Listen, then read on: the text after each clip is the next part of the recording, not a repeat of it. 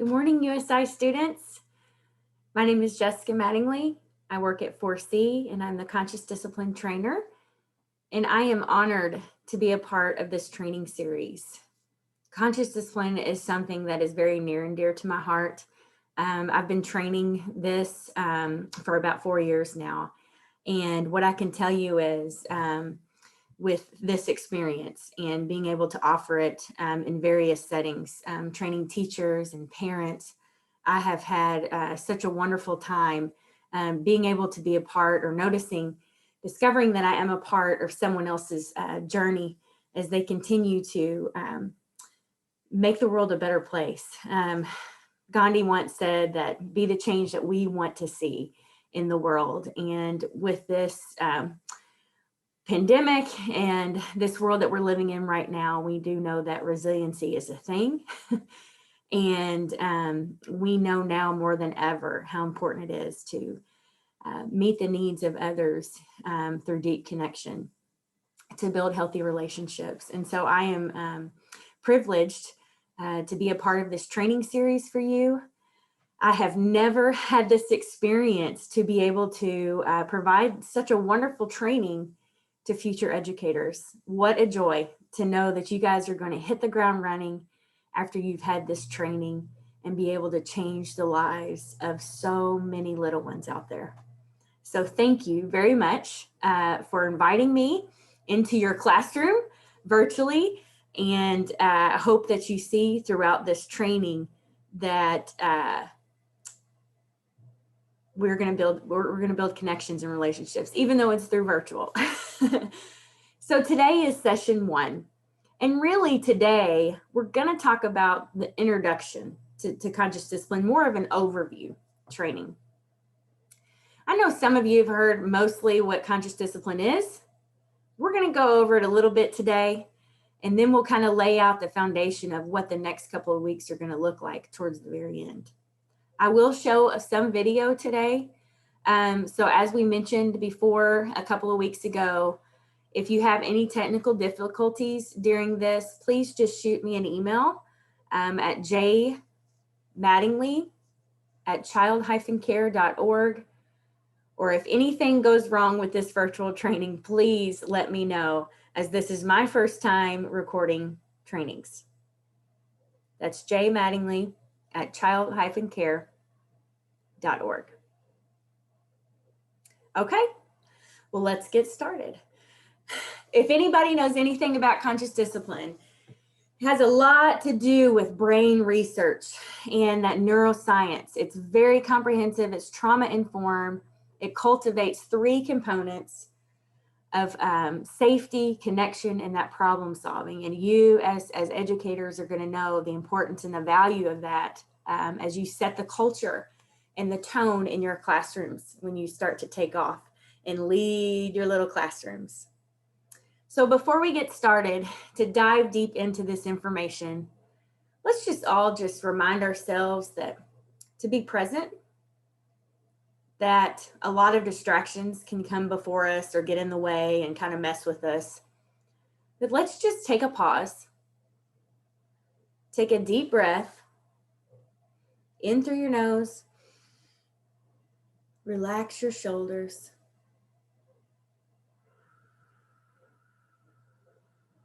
and let that breath out. Let's go again. Breathe in.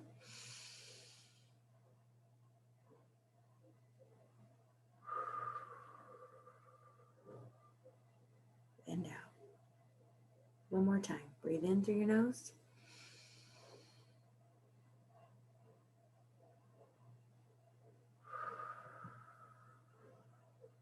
And out. Let's get started. So what I do want to tell you is, as we get going, is I want to tell you that you are in the right training at the right time. We all go through many walks of life, and that I don't know you personally, and you don't know me. We've all been through so many things throughout our life, whether it be good experiences and bad experiences. But what I want to tell you from personal experience is that 4 years ago, I had an opportunity to sit in a training just like this. And We all know what that's like when you're voluntold to do something. I was not in the right mindset and ready for this training. There were so many distractions that had gotten in the way. I didn't want to be away from my kids or my family, my husband, for 7 days. I was not in the right state of mind the very first day walking into this training. But little did I know, within an hour or two into the training, I knew that I was in the right place at the right time. So I know from personal experience that that's you right now. You've been given this opportunity. Thank goodness you've been able to carry on with classes, whether it be live or not live, through Zoom and through virtual. You've been blessed with a wonderful professor who's meeting you where she needs to meet you. And it's just a beautiful thing, even through the interactions that we've seen through the Zoom with the class. I can definitely tell that you have a professor that really genuinely cares about you and is deeply connected. And that is a beautiful thing. So you, my friends, early educators, are in this training right now. Perfect timing, perfect place. You're in this training to discover the exact skills and perceptions you require, that you need to make meaningful change. And that's why it makes me so excited to be able to give you this training. I could just see every one of you on the day that you graduate with this superhero cape on, and you're going out to change the world because you've had all of these skills rolled into one. You're going to have such a beautiful opportunity to be able to go out and bless the lives of so many young children. And not only them, but their parents and their guardians, whoever raised them, their caregivers. What a beautiful thing. So in this session, what we're going to talk about today, and let me see if I can share my screen. So just bear with me here.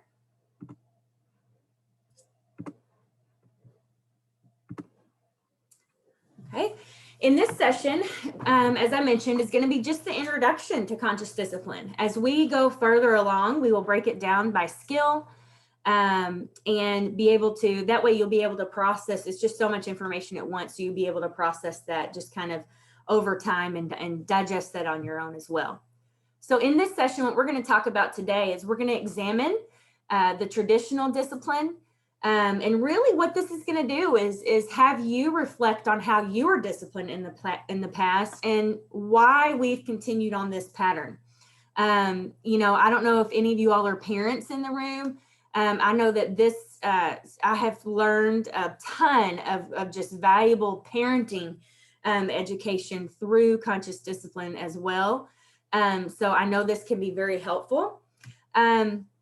And it has brought up a lot of things from the past, just different ways. It's really helps kind of look at it from that perspective of, just as it says, looking at how I was disciplined when I was growing up, and pretty much how I've parented the first couple of years before, in comparison to before conscious discipline came into my life. Then we'll talk about our value systems. We'll talk about, you know, the ways that it makes us feel on the inside with the way and how it reflects our behavior on the outside. And then we're going to talk about just this mindset shift that we need, that's going to help us remain conscious even when we have challenging moments. And we will break this down further as we continue on our journey together. But really just kind of getting in that mindset to how can we remain conscious first as the adult. I think that's one of the most beautiful things about this program is it's an adult first model. And basically, I could not be more excited having this opportunity to speak to you now before you get into the classroom, so that you can this can help you shift your mindset to remind yourself, I have to be conscious in this moment, even during these challenging moments. Even when that child has triggered me in so many ways, or they flipped over the tables and chairs and I'm about to lose it. All of these things, and we'll practice these skills over time, and it's going to be great information that's going to help you with your experiences in the classroom. So quickly, let's just kind of look at this as a pre-learning survey. Just to kind of just base just your thought process. So if you could, I want you to number on a piece of paper, just number 1 to 5. And I'll give you just a minute here.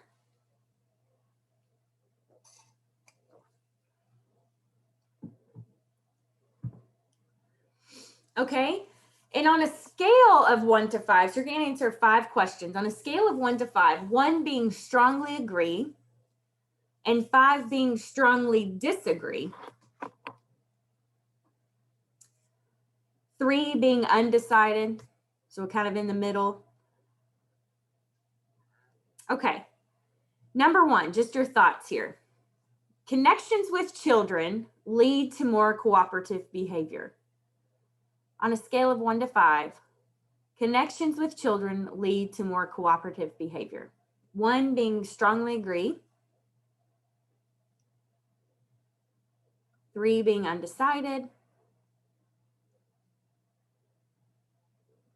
5 being strongly disagree. And this is your own personal opinion. There's no pass or fail, and I can't see what you put down anyway. Number 2, it is possible to make others change if you use the right reward or punishment.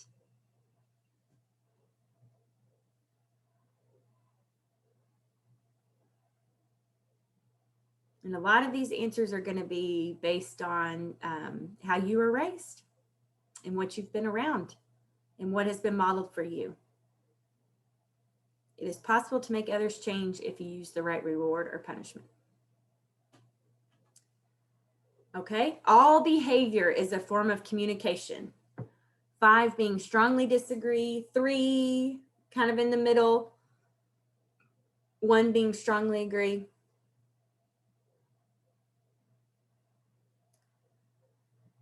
Rules govern behavior. This is number 4. Rules govern behavior.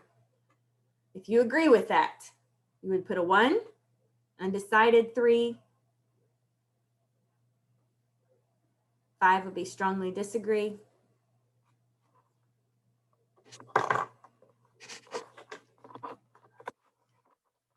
Okay, and the last one, number 5, conflict is an opportunity for us to teach. Conflict is an opportunity for us to teach. On a scale of 1 to 5, what would that be for you? And I want to, as you're going along, I want you to keep this handy.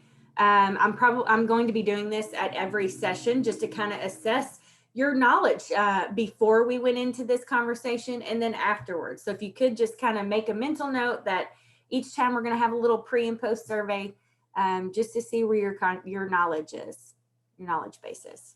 Okay? All right. So here's what we want to do. Today, mainly focusing on two different ways, 2 vital shifts that we want to make. Okay, we must be willing to make those shifts to ensure that we experience and model healthy relationships with children.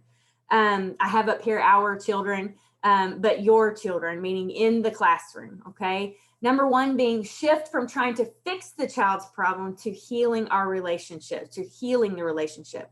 I will tell you, and I did have the opportunity to speak a little bit to half the class a couple weeks ago. And I will tell you, it's been a long time since I've been in the classroom, but I will admit, and I hate to admit it, but very early on, this was not the way that I taught. This was not the type of classroom that I had, the environment that I had. The culture was different. The culture was toxic at work. Therefore, my classroom was toxic. I chose to lead have my classroom in more of a controlling. I have a lot of controlling nature in me. And in the very beginning, a lot of behaviors were tried to be controlled instead of working on the relationship with the child. And I did spend a lot of years going home crying. I remember just crying in my director's office or just crying in my classroom, in my car on the way to and from work, feeling like I didn't do a good job that specific day, or there were certain kids that just triggered me all day long.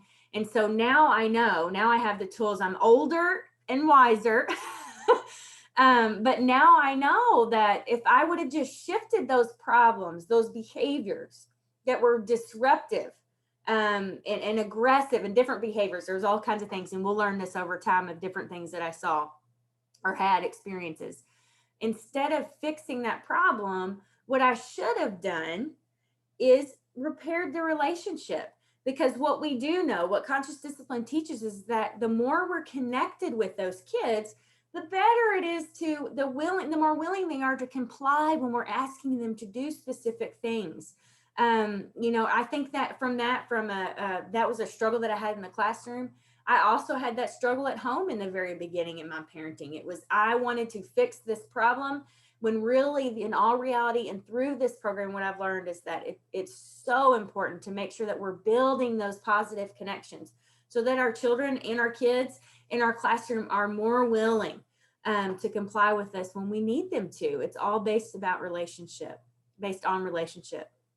And number two, we want to shift the way we attempt to teach values. And we're going to talk about that today. I want you to reflect back on your value system and how you learned values growing up, how that was instilled in you. And you're still learning things, as you go on through your college experience as well. Shifting the way we attempt to teach values by flipping it, by saying, do as I say, not as I do. And going back to that, what I said in the beginning is that we want to be the change that we want to see in the world. We want to put that cape on every single day, and we want to be the change that we see. We can create environments and classrooms that are built on these principles. In all reality, at the very end of the day, if we build up our classroom and build our school families on these specific things, these skills that we're going to be talking about over the next few weeks, that's exactly what we're going to do. We're going to focus on being the change that we want to see in this world. Right? I'm excited. I'm excited for that. Speaking of being the change we see in the world, we got to go back to that compassionate culture. We are living in the world, especially with the pandemic and the election. I don't know how many of you got rid of Facebook accounts during election, but there were a few of my friends and myself included. I had to just get away from social media because it was just so toxic. And I found that it was putting me in just a state that I didn't want to be, that was completely unhealthy for myself and for everyone around me. But going back to that, creating that sense of culture. I don't know about you, but creating a sense of culture is just empowering to me, to know that what conscious discipline asks us to do is it asks us to change our perception of conflict and how we respond to that conflict in that compassionate culture of we instead of us versus them.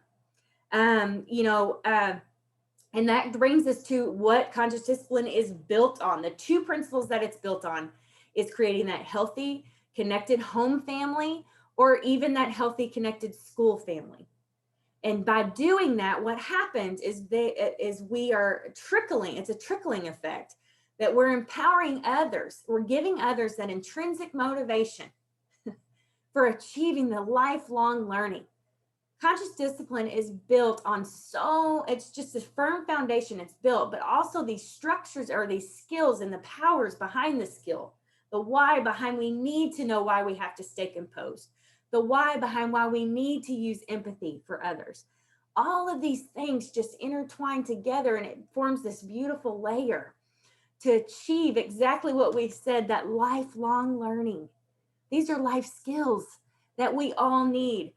A lot of you, as we go through this, you'll discover that you may be stronger in a skill that maybe one of your peers is not. You may be stronger in a skill that maybe your significant other is not. And what I say to you is if that's a skill that you feel like you are 110% on, then let's find another skill that we can focus on. Because I know for a fact that there are skills that you are good at versus another peer is good at, and vice versa.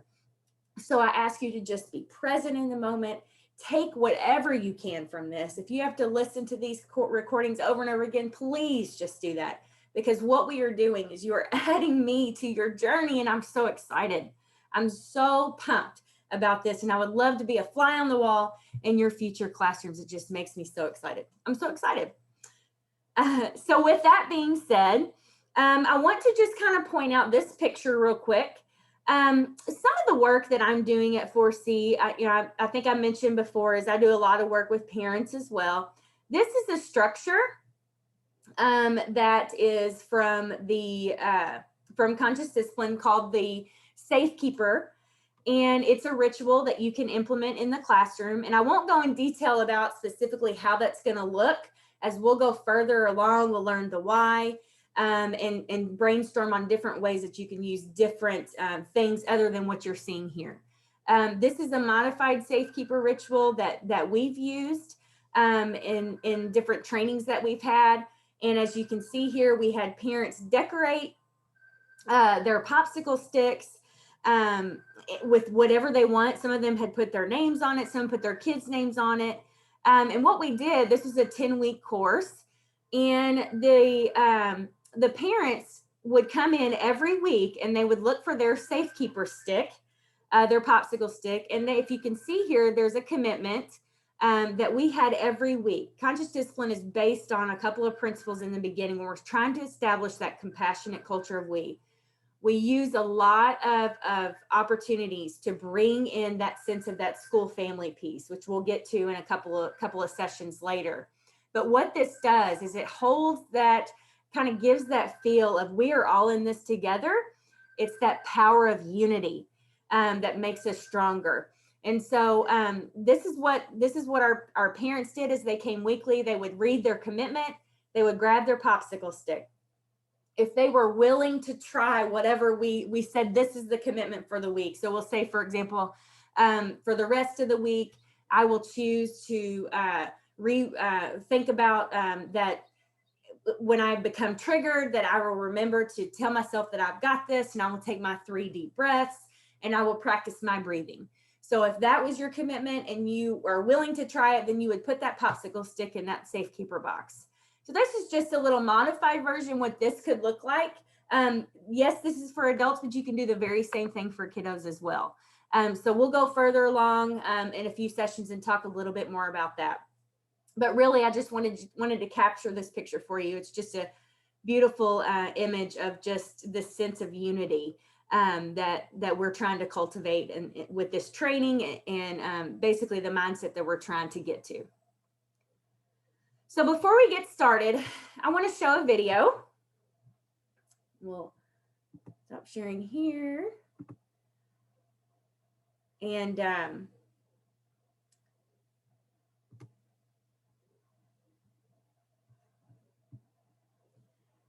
gives you just a little background of how Conscious Discipline really came about.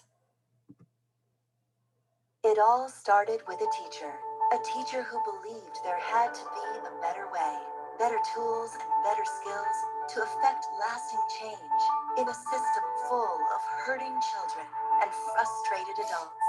That realization sparked a vision that brought together neuroscience, child development research, and psychology to shine the light of new ideas into the field of education. Discipline is not something we do to children, but something we develop within them. This teacher is Dr. Becky Bailey. This powerful idea is rooted in the connection between the brain and the heart. It teaches adults how to create a sense of safety and connectedness, which unleashes our ability to learn and problem solve. In this brain-smart environment, modeled after healthy families, children thrive. Seeing her idea in action, the teacher smiled from ear to ear.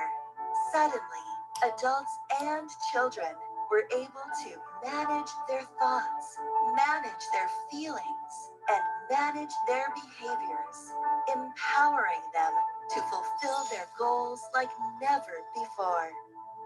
And that's how Dr. Becky Bailey, together with Kate O'Neill, founded Conscious Discipline. More than 20 years have passed, and a lot has changed. More than 1.5 million books are in circulation.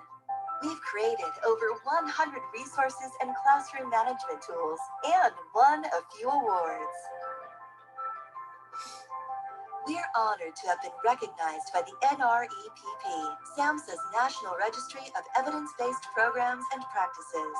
Conscious discipline is practiced in 47 countries and translated into 22 languages. It's been an amazing journey. And over the years, Dr. Bailey has taken a few trips, earned some frequent flyer miles, and picked up a few new things. Our office family has grown too. We've cultivated a professional development team that features highly skilled master, certified, and international instructors. Together, they've trained 3.5 million educators, counselors, and parents at conferences and workshops around the country and the world, impacting an estimated 17.4 million children. Conscious Discipline has partnered with thousands of administrators and educators to implement our philosophy in school districts, classrooms, and Head Start programs. Along the way, our nonprofit, Conscious Discipline Cares, has provided resources to adults, children, and communities affected by trauma. And it all started with a teacher and a vision to light up the field of education, igniting the passion of educators and parents for a different and better way. And we are doing it. Changing the world, one connection at a time, together.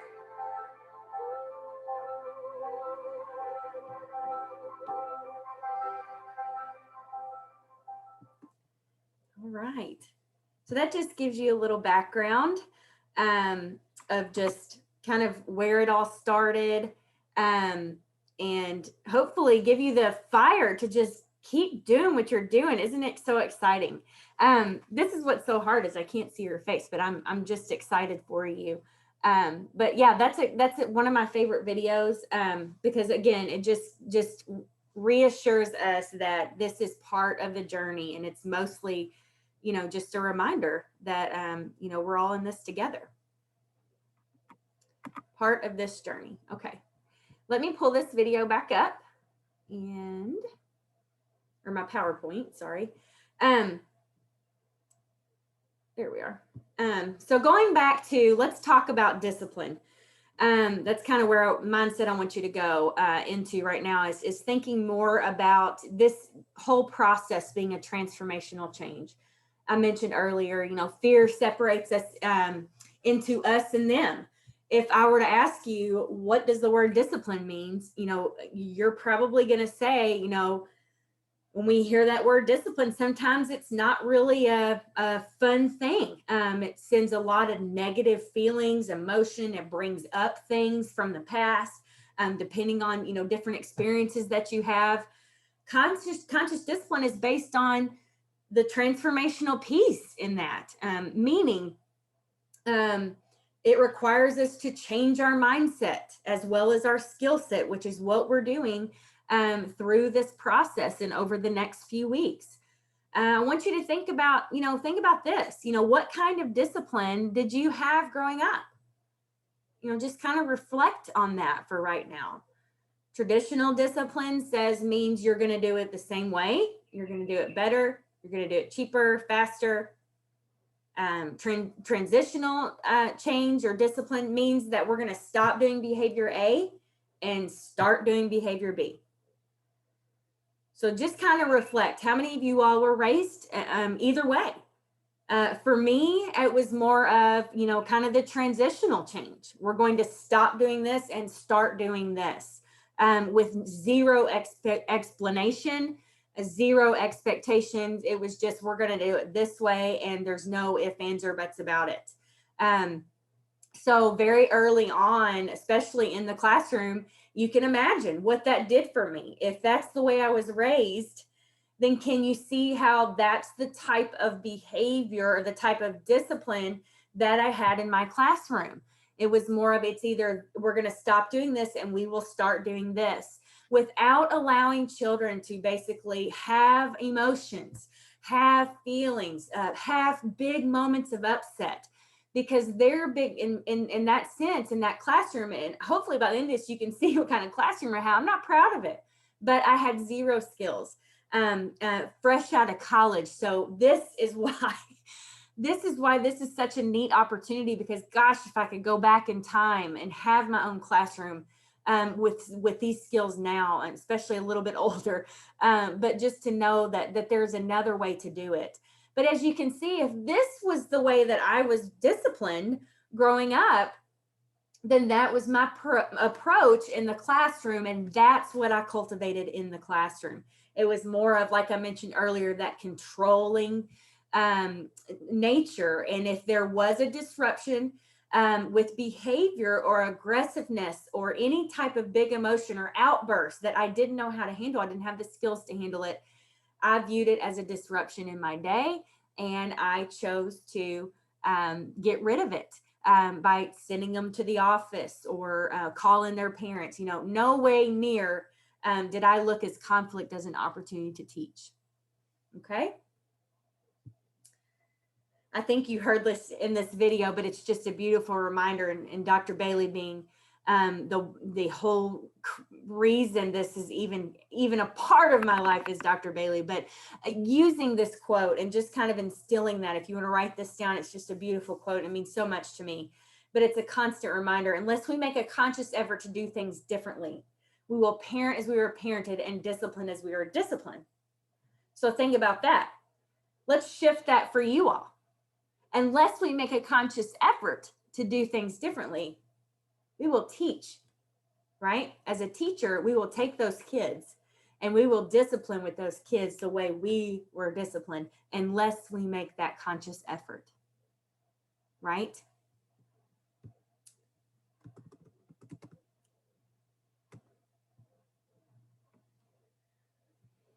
So here's where I want to go with this. I want to get into values and talking about our value system. And again, I want you to reflect. Now I've asked you to reflect on how you were disciplined growing up. Now I want to ask you just to reflect on your value system and the way you viewed values, or the way values were taught to you growing up. What we do know through the research and what conscious discipline says is we learn our values through human interactions we see, not as the words we are told. So many times growing up, if you all can remember, some of you are super young, but you do know who Charlie Brown is. But so many times growing up, when I was disciplined, it was through lectures. It was wah wah wah wah wah. It was the teachers that from Charlie Brown. That's all I could hear. And sometimes I find myself doing that to both of my children, and I can just see it. The look in their eyes. It's like, oh, this is not really sinking in, because there's too many words, Mom. I'm using too many words.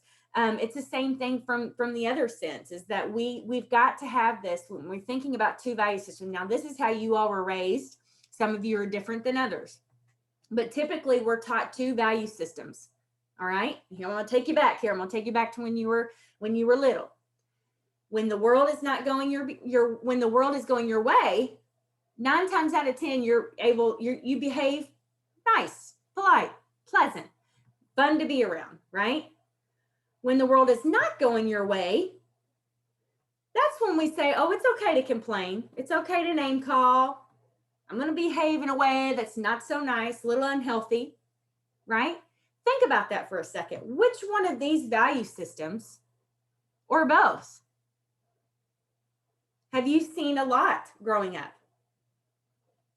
I can tell you for myself, growing up, when the world wasn't going my way, from my dad's perspective, his view of everything, if it wasn't going his way, I would notice or witness him kind of blow up in anger or frustration, complain. It was always someone else's fault. So I've had to just kind of rewire my brain into thinking, I know that I've seen that model, but that's not necessarily how I want to parent or how I want to react. So conscious discipline has allowed me again to go back and to look into this and how values were taught to me. And I've noticed in myself that even when I'm more relaxed and I take time to do my breathing, or if I take time for myself before I help others or do other for others in the home or for work, if I take time for myself, the world is going my way and I behave a little bit better. When the world's not going my way, that's when I have to access some of those other skills that, thank God, conscious discipline has helped me with along the way, to remind me to slow it down, and to not react and to pause. You really have to learn through this program. Beautiful thing.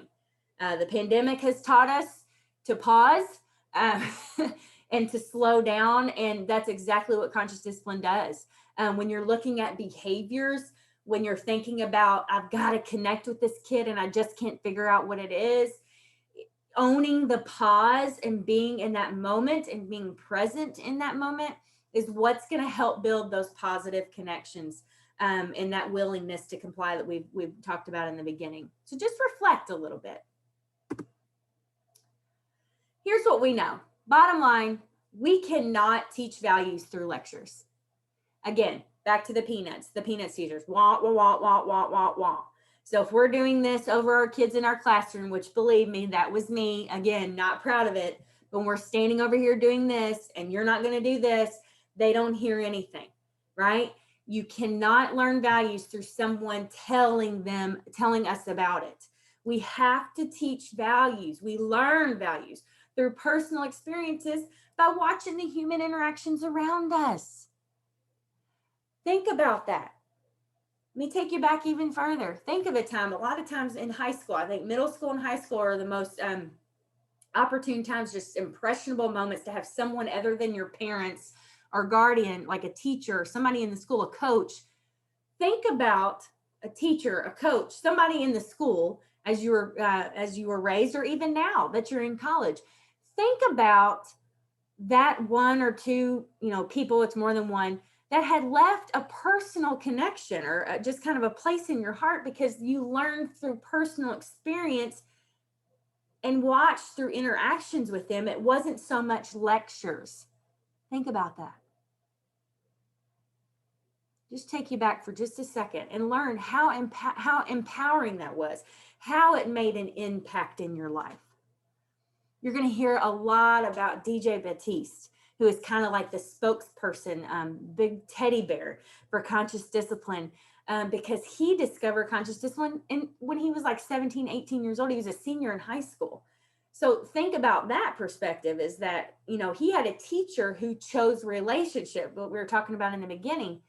He had a teacher impact his life because she chose to see him different than all the labels he had from a very early age. At 4 years old in Head Start programming, kicked out of every program he'd ever been in because teachers didn't have the skills to help him. So he was just kind of kicked to the curb and expelled at 4 years old, and continued on this path, okay, until he meets this wonderful teacher who lived and breathed conscious discipline, but saw it as an opportunity to pull something positive out in him, and it's changed his life completely. So you'll see here, as we go on, I'll talk a lot about DJ and DJ's story. If you haven't watched his video, I'll make sure that I get that link out to you. It's just phenomenal. It's a very empowering story.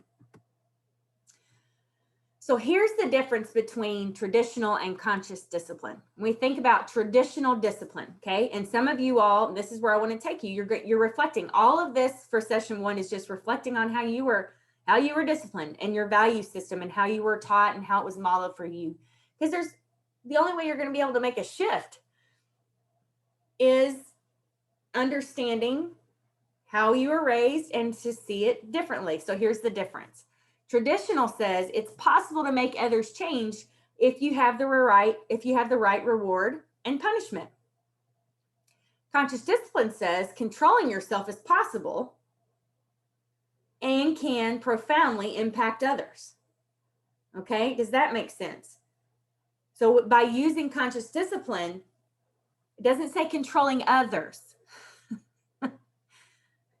I needed that reminder back in the day when when I had my own classroom. It doesn't say controlling others. It says controlling yourself. My state dictates your state. Say that with me. My state dictates your state. And as a constant reminder, and it doesn't matter if it's a kid or not, and another adult, if I am triggered, others feel that around me, right? And so my state can dictate the outcome of that and what this says, and it can definitely impact others. Here's another one, another way to look at it. Traditional discipline says that rules govern behavior. Conscious discipline says, and we've already said it, is that connection governs the behavior. If I had taken time to connect with those certain kiddos in my classroom who had specific behaviors and made connection with them, would the behaviors go away? No. But I would see a little bit more of that intrinsic motivation, right? If I had shifted my mindset to let's not control this child and connect with this child, then I wouldn't see the behavior as a disruption in my day. Does that make sense? What traditional says is that conflict is a disruption and should be avoided. Well, I don't know about you, but conflict avoidance, if that's even a thing, was modeled for me as a child, and even as I grew older through adolescence. When conflict arose in my home, it was avoided. So when you're thinking about how you view your discipline and how you view your value system and how you create this classroom environment that you want, if you avoid conflict, then are you going to be able to manage conflict in a way that's healthy? If not, if you're saying no, then you're going to know this at the end of this training, which is going to be such a beautiful thing. What conscious discipline says is that all behaviors, including conflict, misbehavior, they're all a form of communication. What conscious discipline asks you to do is it asks you to shift from what's wrong with you to what's going on? How can I help? Right? We want to create this world of problem solvers. I'll tell you one of the coolest experiences I have. I was doing a class observation for one of my sites that I have, and they've been implementing conscious discipline for about 2 or 3 years. And one of the most beautiful things that I heard repeatedly throughout the day in this specific classroom was, we want to create problem solvers. Where's my team of problem solvers? And I heard it all day long. And I thought, oh my gosh, that's such a beautiful thing. How empowering is that for a classroom of little ones to go, I've got leadership skills, right? I just thought that was so neat. It just kind of took me back to that moment of, gosh, man, if we could view things at conflict or misbehavior, even when someone comes off in a way that might not be as pleasant, and if we shift from, okay, they're trying to tell us something, instead of reacting towards them or trying to go back at them or being defensive about it, which we'll break that down as we go further along. Gosh, how awesome would that be? And how powerful would that be to create that sense of connection and build healthier relationships? That's all it is, right? Quickly, I want to go back to a video, and I want to talk about how important that power of connection is. And just as I mentioned, DJ, you're going to have an opportunity to see DJ. I'm going to pull this up here.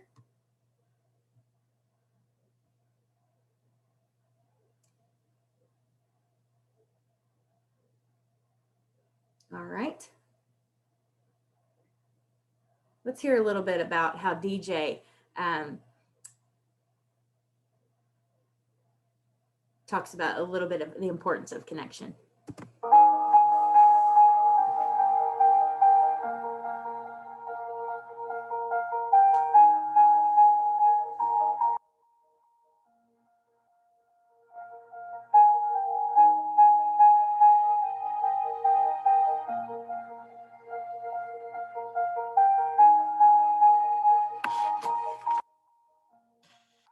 Blind girl in our class. In any other classroom, I would have made fun of her being blind. People will use other people to build themselves up, and I'm gonna be honest with you, I will use anybody to make somebody laugh so they can feel like DJ is tight. Not in your classroom. See, in your classroom, she became my sister. And I dared somebody to talk about her.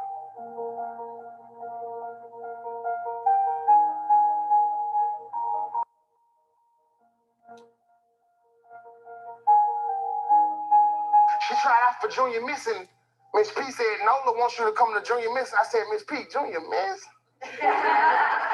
What am I supposed to do in junior miss? She said, DJ, she asked you, can you come? She asked, can you come? I said, Miss P, for her, I'm coming. I walk in junior miss, they looked at me like, what is he doing here? I'm just gonna be honest with you. They don't know who I'm coming to support. Why is he here? What is he doing? Nola got up there and she performed Helen Keller. I remind you, she's blind. She performed Helen Keller, and when I tell you, she made people cry, she made people stand, she did her thing. She was so courageous. And I always tell people that it had to be something about being blind that made her not afraid to try anything. Still to this day, the most courageous person I have ever met. She went out for cheerleading, flag, track. I remind you, she could not see. My message to you is teach as if you were blind. Because it was something about her not being able to see that gave her the courage that I have not experienced with any other human being. She get off the stage, the first words she says, where DJ? Where DJ? And I said, here I go, sis. Here I go. What's up? You did it, baby. You did it. She excited. Miss P crying. She crying. Her mama come up. Her mama come up. Her mama crying, crying, crying. She said, I always prayed for her a guardian angel. But I never knew it'd come in the form of a big black gang member.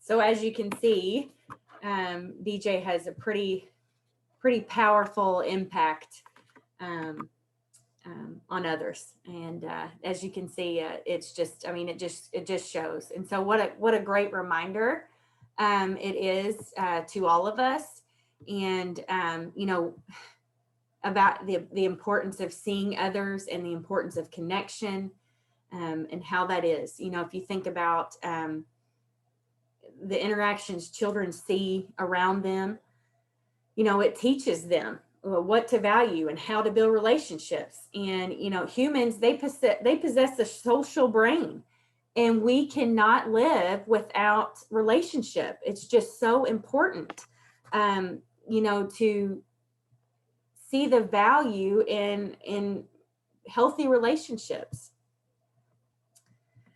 So going back to that power of connection, as you can see here, you know, this is a beautiful picture, captivated, you know, just DJ just kind of connecting with these little ones here. But I don't know if you all are familiar, and I'm going to share tons of resources here as we wrap up here. But throughout the weeks, I'll show you tons of resources that you guys can use, and to get onto the website, I'll help you navigate that. But Dr. Bailey has created what she calls I Love You rituals. And so basically what she has done is she's taken the old nursery rhymes that we may be familiar with. Some of them you can see over here, like Wonderful Woman Who Lived in a Shoe. I don't know if you are familiar with the words, but you know, the original version says there was an old woman who lived in a shoe. She had so many children, she didn't know what to do. Does anybody remember what she did? She whooped her children, sent them to bed hungry and starving because she didn't know what to do. So that's not really, if you think about it, it's not really a positive interaction. or anything, a warming experience that we can have with our kids. So what Dr. Bailey's done is she has taken the words to that nursery rhyme and several others, and just kind of shifted the language to make it more of a positive interaction with kiddos. And so, for example, a wonderful woman who lived in a shoe, she, in this version, is she had so many children, she knew exactly what to do. She rocked them, she tucked them into bed. I love you is what she said. So it creates that more positive experience for children. And so talking about that power of connection and what that is, we've talked about this I've mentioned this several times, but we know, and here's one thing I want you to get from this connection piece, is that connections on the outside with other people build the connections on the inside. And that's kind of prefacing things that I've already said about how powerful that connection piece is. And I mentioned this as well, is that these connections, they wire our brain for self-control and willingness. Don't we want self-control and willingness in our little classrooms? Can I get an amen to that? And in order for that to happen, a couple of ingredients or elements have to happen for that connection. So if you can see here in DJ's interaction here, and this is a video, but I've just paused this for just to see this interaction. A couple of things have to happen here. Eye contact is huge. So when you're in a classroom of little learners, getting on their level so that they can see you eye to eye. So being present in the moment. So eye contact's number one. Present. So being present in the moment. It's just you and them, or you and a few of them. That moment where they can see you eye to eye. It's that moment where those endorphins and the dopamine and all the feel good things that are happening in your brain that says, hey, I like this. I want more of this. And also just an element of touch, some form of touch, and just being playful in a situation. Who doesn't want to be playful, especially with young children? I think as a parent myself, I forget what it's like to play. As my children get older, that makes it more difficult. I have to adjust sometimes on ways to connect with them as they're getting older. But for our little learners, it's getting eye level with them and doing some of these I love you rituals. Twinkle, Twinkle, Little Star was my daughter's personal favorite. I'll tell you a quick little story here because it's just something that means so much to me, and I don't think I'll ever forget it. But when I went through this training, my daughter was really young. And when I came home, I was just on fire for conscious discipline. And I'm like, where has this been my whole life? And really, it's been around, but I just was unaware. But when I taught her Twinkle, Twinkle, Little Star, and she heard the words, what a wonderful child you are, with big bright eyes and nice round cheeks. What a talented person from head to feet. She just loved every minute of it. And I'll never forget my son, who's the oldest. I remember him looking at that and going, he was in kindergarten at the time, like, I'm not really sure if I want to have any part of that Twinkle, Twinkle. That sounds a little babyish. And so as over time, as my daughter and I, she would request that over and over again before bed every night. I'll never forget one night I was laying in bed with my son, and it was a couple months later.